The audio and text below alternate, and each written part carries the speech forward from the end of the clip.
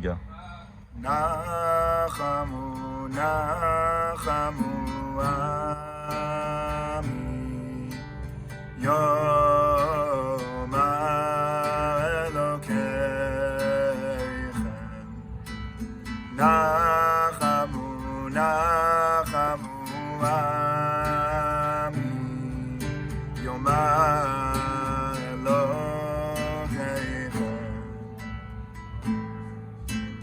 Davu Alein Yerushalayim Kiru Eileha.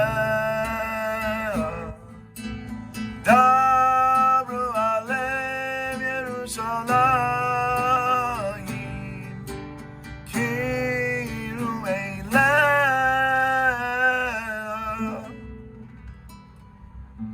Okay, so a week ago, we were in a different space, not the same space we're in right now. Parshat Breishit 5784. Yiratzon, the limud, the learning, should be to give us strength in this time of war, and to give us conviction and passion and ability to be standing tall together with conviction and purpose and meaning. We're entering Parshat Breishit, and the video is being taken by Audrey Rader, who taught me this incredible idea for this Parsha that I do want to try and use for the situation that we're in right now. The Zohar Kadosh says that the first word of the Torah is the key for the entire Torah. And what we want to try and understand, what is so powerful about the word Breishit, that it got chosen to be the key into the whole Torah.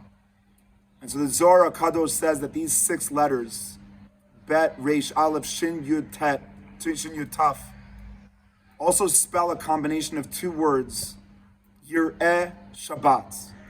The 6 letters can also spell to see Shabbat. 2 questions on this idea of the Zohar.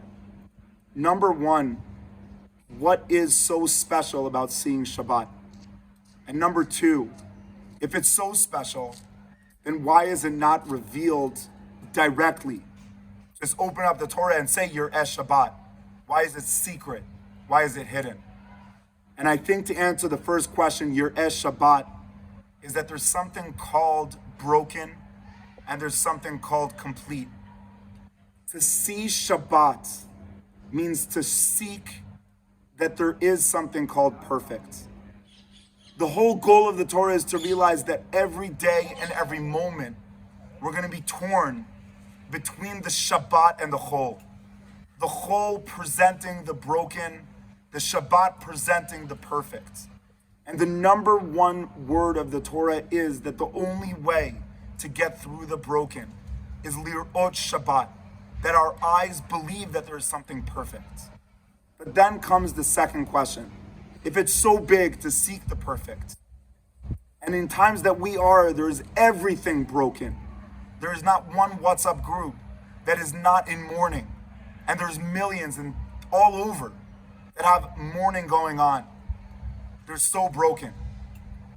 But when we're asking ourselves what's the first word of the Torah, it's to realize that no matter how much is broken, to seek with so much determination that there is still Shabbat, and there is still perfect, and there's still hope, and there is still things that are good. That is beautiful, but why is it presented in a hidden way?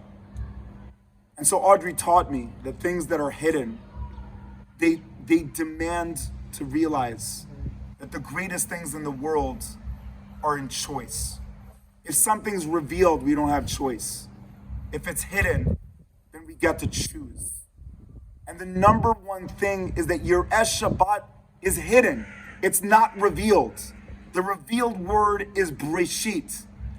It's hiding a word called Yireh Shabbat.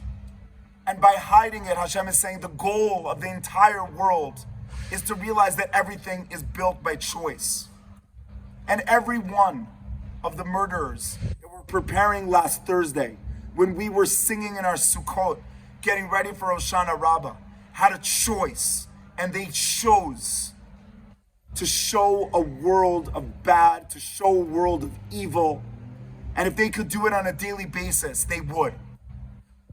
And therefore saying that if that is a choice, then we also can choose to look at everything going on in different perspectives. And the Torah is built on this opportunity of choice. And I know going into this Shabbat that we have two choices: to lie down and give up, or to stand taller than ever and build things that were never built before. And my bracha is to realize that this opportunity of choice is something that others have used to want to destroy, and we can lie down, and we can give up, and we can let go. And we can also do the opposite and choose to stand up and say we will build things that were never built before.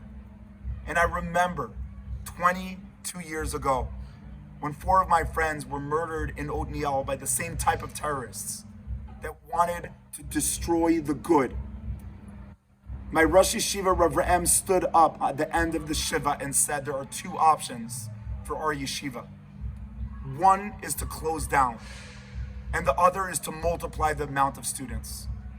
At the moments that we're in, we only have 2 choices: to fold up shop and give up, or to build 2 times bigger than anything we ever had before.